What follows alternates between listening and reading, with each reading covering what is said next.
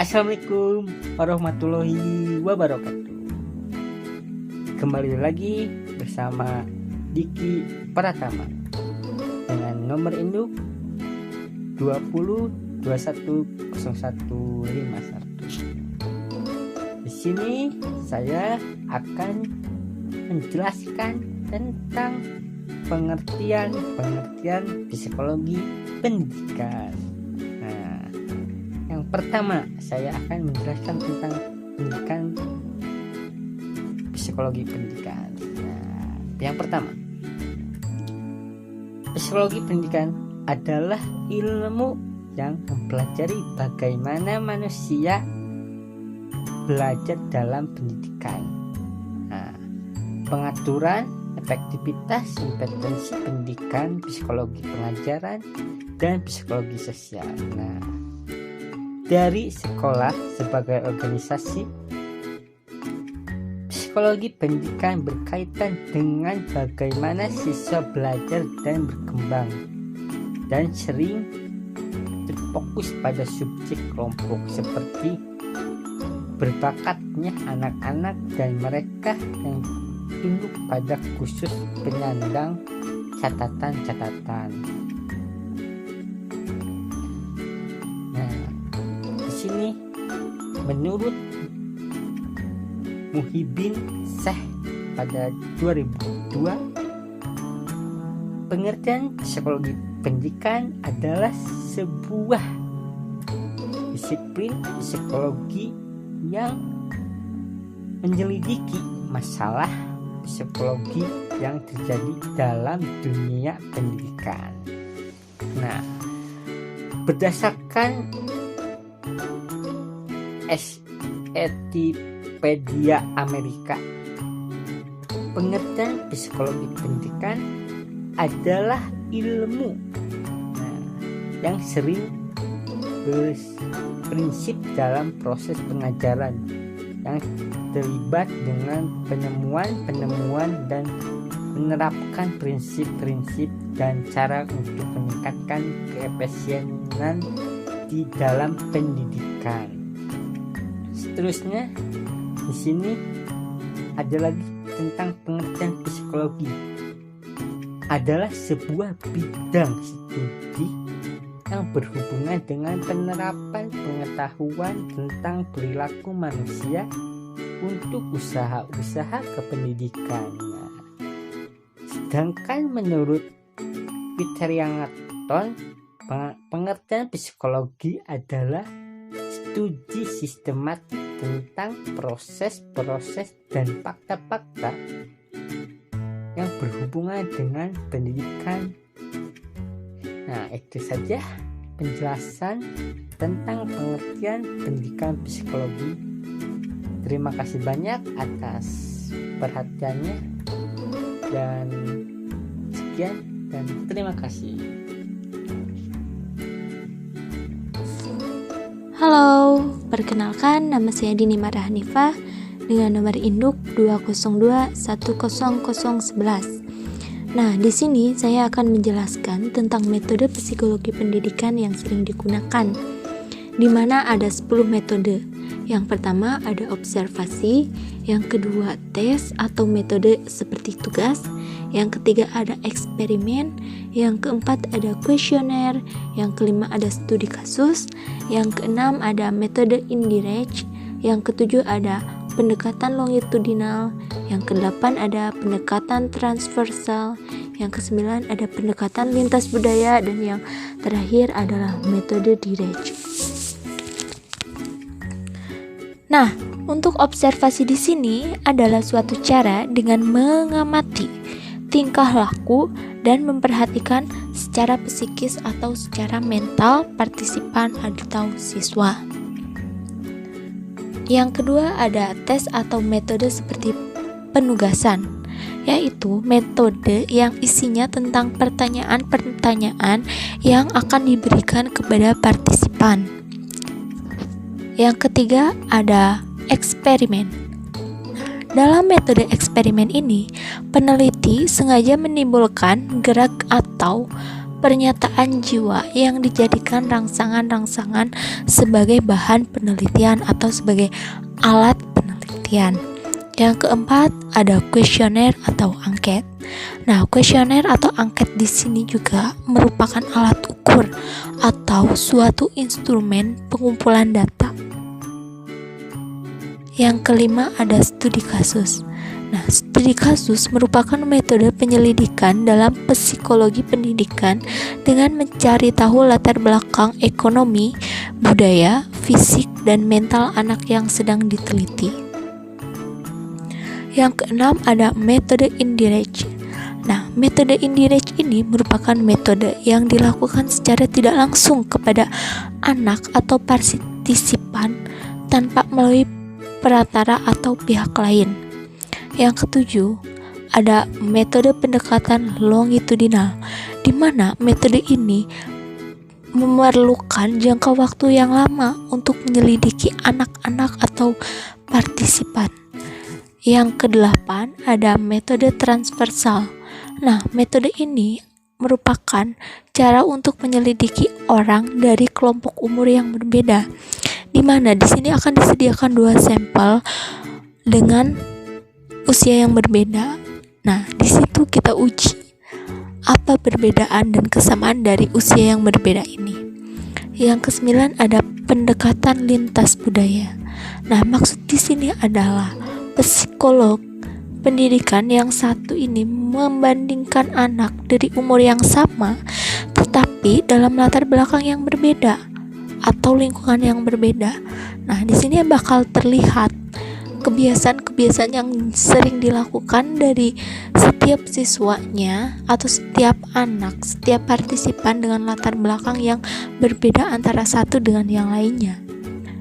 Perbedaan itu akan menonjol di sini. Dan yang terakhir ada metode direct. Nah, metode direct ini diwakili oleh banyak metode psikologi pendidikan yang sebelumnya, di mana peneliti berhubungan langsung dengan partisipan dan mengamati secara langsung tingkah laku dan psikis partisipan. Nah, sekian penjelasan tentang metode psikologi pendidikan dari saya. Kembali lagi dengan saya Dila Sahara 20210116. Pendidikan Bahasa dan Sastra Indonesia. Di sini saya akan menjelaskan perkembangan manusia dan hubungannya dengan psikologi pendidikan. Perkembangan anak selama masa prasekolah dibagi menjadi 3 bagian. Yang pertama, perkembangan fisik. Perkembangan fisik menjelaskan perubahan penampilan fisik anak-anak dan juga kemampuan motoriknya. Selama masa prasekolah, urutan yang dialami semua anak ketika mengembangkan kemampuan motorik pada umumnya sama, walaupun beberapa anak menguasai kemampuannya lebih cepat daripada yang lain. Pencapaian fisik utama bagi anak-anak prasekolah adalah peningkatan pengendalian terhadap otot-otot besar dan otot-otot kecil. Yang kedua, perkembangan kognisi dibagi menjadi 4 bagian. Yang pertama, penguasaan bahasa. Sejak lahir hingga usia sekitar 2 tahun, bayi memahami dunianya melalui indera mereka. Pengetahuannya didasarkan pada tindakan fisik dan pemahamannya terbatas pada peristiwa masa kini atau masa lalu yang belum lama ini. Yang kedua, bahasa lisan. Perkembangan bahasa lisan atau bahasa yang diucapkan tidak hanya mengharuskan untuk mempelajari kata-kata, tetapi juga harus mempelajari aturan pembentukan kata dan kalimat. Seperti anak-anak mempelajari aturan tentang cara membentukan kata jamak sebelum mereka memasuki taman kanak-kanak. Yang kedua, membaca. Belajar membaca pada kelas-kelas awal sekolah dasar adalah salah satu yang terpenting dari semua tugas perkembangan. Karena mengapa mata pelajaran lain bergantung pada membaca Dan karena dalam masyarakat kita, keberhasilan sekolah begitu sering disamakan dengan keberhasilan membaca. Yang keempat, kemampuan menulis. Anak-anak mengikuti aturan perkembangannya. Seperti karakteristik ini mencerminkan pemahaman yang tidak lengkap tentang batas-batas kata dan juga ketidakmampuan menciptakan baris ke dalam pikiran untuk menempatkan huruf. Yang ketiga, perkembangan sosiomesi dibagi menjadi 5 bagian. Yang pertama, hubungan teman sebaya. Selama masa prasekolah, teman sebaya atau anak-anak lain yang mempunyai usia yang sama dengan seorang anak, mulai dari memainkan peran yang makin penting dalam perkembangan sosial dan kognisi anak-anak. Hubungan anak-anak dengan teman sebaya mereka berbeda-beda dalam beberapa hal dari interaksi mereka dengan orang dewasa. Yang kedua, perilaku prososial. Perilaku prososial adalah tindakan sukarela terhadap orang lain seperti kepedulian, saling berbagi, penghiburan, dan kerjasama. Yang ketiga, permainan. Kebanyakan interaksi anak-anak prasekolah dengan teman sebaya terjadi selama permainan. Namun, kadar permainan yang melibatkan anak-anak ini meningkat semakin selama masa prasekolah. Dalam mengidentifikasi 4 kategori permainan yang mencerminkan peningkatan kadar dan kecanggihan interaksi sosial. Yang keempat, jenis program pendidikan anak usia dini. Hampir semua negara di dunia ini, anak-anak mengawali sekolah formal mereka pada usia kira-kira 6 tahun. Waktu ketika mereka biasanya telah memperoleh kemampuan kognisi dan sosial yang mereka butuhkan untuk kegiatan belajar terorganisir. Namun, terdapat jauh lebih sedikit kesepakatan tentang jenis sekolah mana, jika memang ada, yang dibutuhkan anak-anak di bawah usia 5 tahun, dan ada sangat banyak keragaman jenis pengalaman yang dimiliki anak-anak kecil sebelum memasuki sekolah. Yang terakhir, program penitipan anak.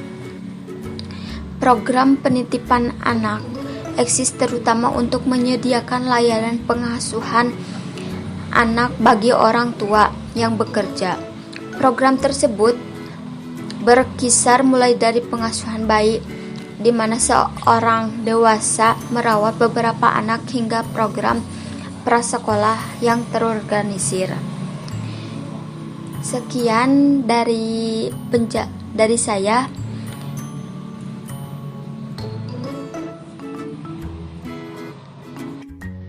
Terima kasih. Halo, bertemu lagi bersama saya Nurati Ayumah dengan nomor induk mahasiswa 20210153. Di sini saya akan menjelaskan tentang pendidikan prasekolah. Ada 4 program. Yang pertama ada program pendidikan prasekolah alternatif. Yang kedua, interferensi dini. Yang ketiga, program pendidikan taman kanak-kanak. Dan yang keempat, praktek pendidikan yang sesuai dengan perkembangan. Pendidikan prasekolah berbeda dengan program penitipan anak. Program prasekolah lebih mungkin menyediakan program terencana yang dirancang untuk menumbuhkan perkembangan sosial dan kognisi anak-anak kecil. Kebanyakan prasekolah adalah program setengah hari, misalnya dari jam 7 sampai jam 12, dengan 2 atau 3 orang dewasa yang mengawasi Satu kelas yang terdiri atas 15 hingga 20 anak. Fokus utama pendidikan prasekolah adalah pelatihan kesiapan. Siswa mempelajari kemampuan yang diharapkan untuk menyiapkan mereka bagi pengajaran formal di kemudian hari, seperti diajarkan untuk mengikuti cara pengarahan, kemudian diberi tugas bekerja sama dengan orang lain agar si anak terbiasa untuk beradaptasi dengan temannya, dan memperlihatkan sikap yang pantas. Anak-anak juga didorong agar tumbuh secara emosi dan berkembang konsep dirinya yang positif serta meningkatkan kemampuan otak besar dan kecil mereka.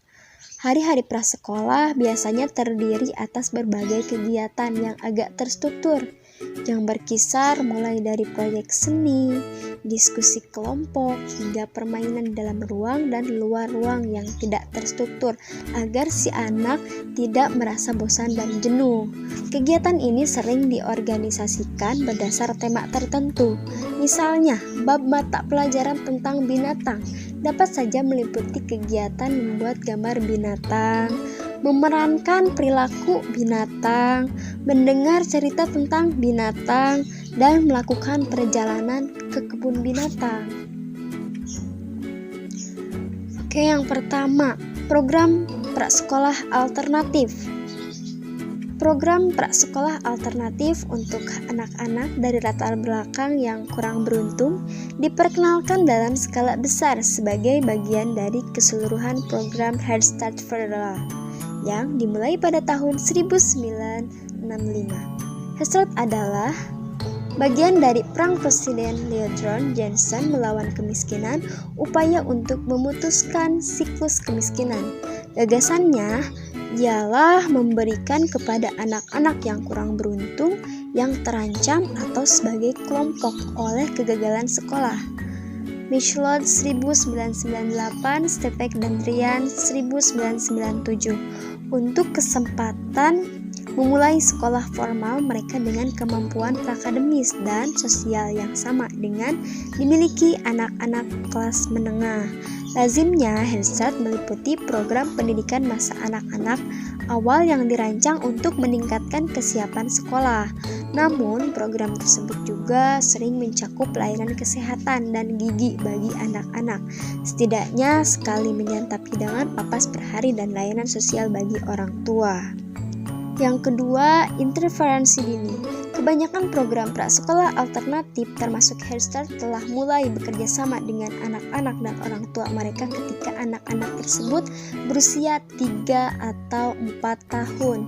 Namun banyak peneliti percaya bahwa interferensi lebih dini perlu bagi anak-anak yang beresiko terbesar gagal sekolah atau Carnegie Conference of New York tahun 1994, Powell tahun 1995. Banyak program intervensi dini telah dikembangkan untuk dimulai pada anak-anak usia 6 bulan. Yang ketiga, program pendidikan taman kanak-kanak atau yang sering kita kenal TK ya. Kebanyakan siswa mengikuti taman kanak-kanak setahun sebelum mereka masuk kelas 1 SD. Namun beberapa negara bagian masih tidak mengharuskan anak-anak mengikuti taman kanak-kanak. Tujuan semula taman kanak-kanak ialah menyiapkan siswa mengikuti pengajaran formal dengan mendorong perkembangan kemampuan sosial mereka. Tetapi pada tahun-tahun belakangan ini, fungsi tersebut telah makin diambil oleh program prasekolah taman kanak-kanak dengan menekankan kemampuan dini membaca dan lebih fokus pada masalah akademis dengan menekankan kemampuan dini membaca dan matematika dan juga perilaku yang pantas di sekolah seperti mengangkat tangan, berbaris, dan bergiliran. Yang keempat, praktek pendidikan yang sesuai dengan perkembangan.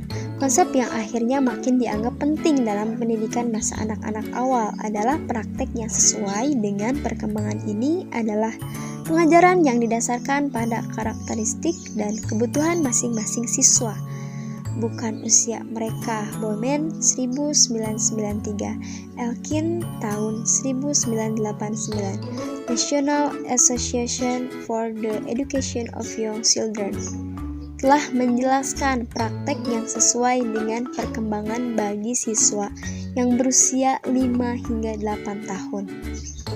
Ya, mungkin itu saja penjelasan dari pendidikan prasekolah. Mohon maaf apabila ada kekurangan. Untuk selanjutnya akan dilanjutkan oleh teman saya. Terima kasih.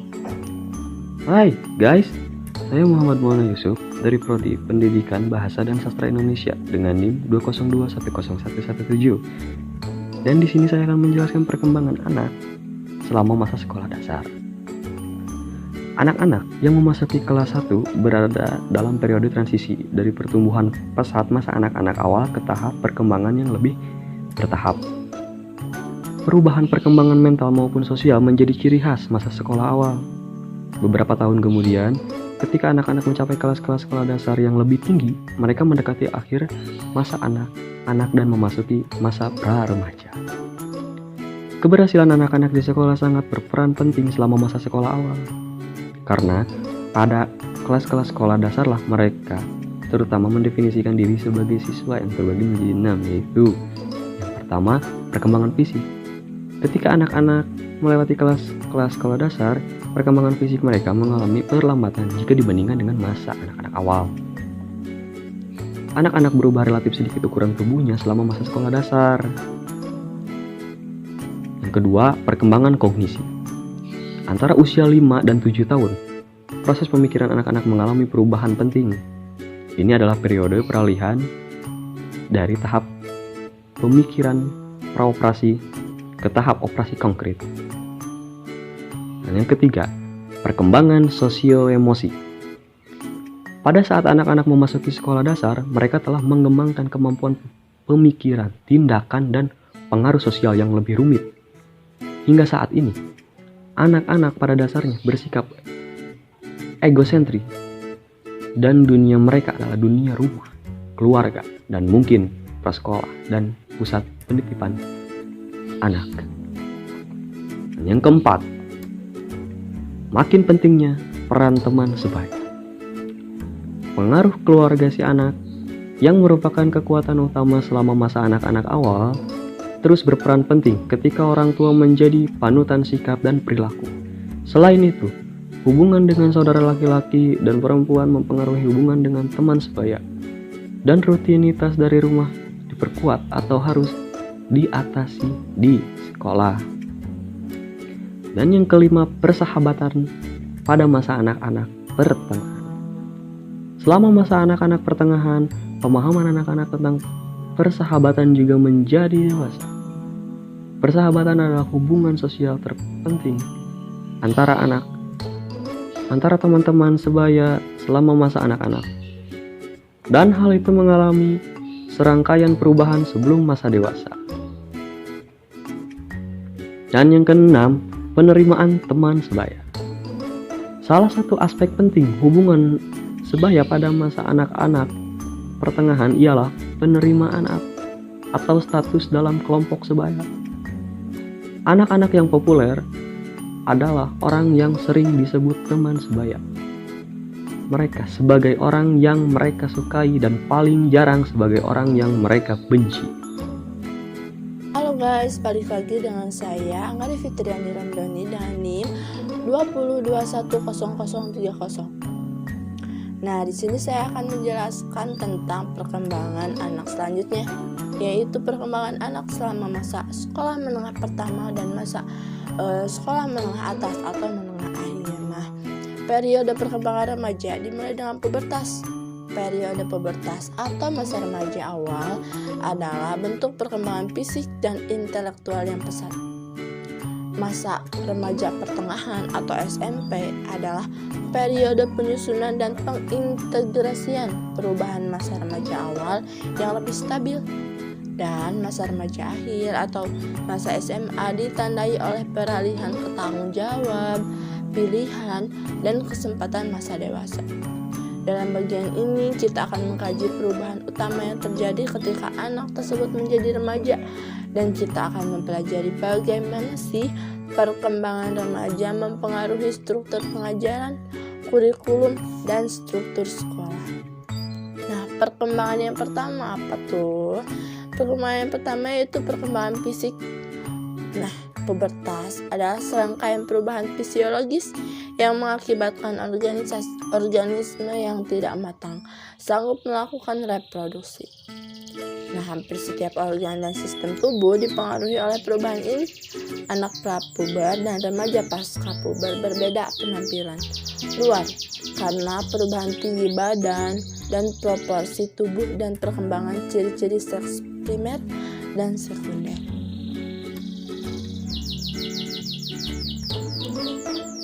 Nah, yang kedua yaitu perkembangan kognisi. Ketika seluruh bagian tubuh lain berubah pada masa pubertas, otak fungsi lain juga berubah, dan waktu perubahan intelektual sangat berbeda-beda bagi seluruh individu. Salah satunya indikasinya ialah bahwa nilai ujian inteligensia yang diperoleh selama beberapa tahun dari orang yang sama paling banyak berfluktuasi selama kurun waktu mulai usia 12 hingga 15 tahun. Seperti itu. Yang ketiga, penularan hipotesis atau deduktif. Salah satu karakteristik yang menandai perkembangan pemikiran operasi formal adalah penalaran hipotesis atau deduktif yang muncul pada saat anak-anak berusia kira-kira 12 tahun. Yang keempat, perkembangan sosio-emosi.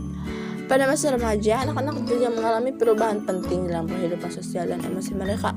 Sebagian besar akibat dari struktur fisik dan kognisi mereka yang sedang berubah. Anak-anak pada kelas-kelas akhir sekolah dasar berupaya tampil lebih dewasa, dan mereka menginginkan orang tua mereka bersedia memandang mereka dengan berbeda. Mereka juga melaporkan bahwa walaupun mereka percaya bahwa orang tua mereka menyayangi mereka tidak berpendapat orang tua mereka memahami mereka. Seperti itu. Yang kelima yaitu perkembangan identitas. Salah satu tanda pertama masa remaja awal ialah kehadiran dari refleksi, yaitu kecenderungan memikirkan apa yang terjadi ke dalam benak sendiri dan mempelajari diri sendiri. Nah, yang ke-6 yaitu konsep diri dan harga diri. Konsep diri dan harga diri juga berubah ketika anak-anak memasuki atau menjalani masa remaja. Perubahan ke arah gambaran yang lebih abstrak yang dimulai pada masa anak-anak pertengahan berlanjut, dan gambaran diri remaja sendiri meliputi sifat-sifat pribadi mereka. Yang ketujuh, hubungan sosial. Ketika anak-anak memasuki masa remaja, perubahan hakikat persahabatan juga terjadi, dan pada umumnya jumlah waktu yang dihabiskan bersama teman meningkat tajam. Remaja menghabiskan lebih banyak waktu bersama teman sebaya mereka daripada bersama anggota keluarga atau sendirian. Nah, yang ke-8, hubungan dengan teman sebaya selain teman-teman dekat mereka. Kebanyakan remaja juga memberikan nilai yang tinggi kepada kelompok sebaya yang lebih luas sebagai sumber gagasan dan nilai, dan juga persahabatan dan hiburan. Yang ke-9 yaitu perkembangan emosi. Kebanyakan remaja memiliki konflik emosi pada suatu saat. Hal ini hampir tidak mengelanjutkan karena mereka mengalami perubahan yang pesat dan dramatis, menyangkut citra tubuh, peran yang diharapkan, dan hubungan atau sekolah sebaya.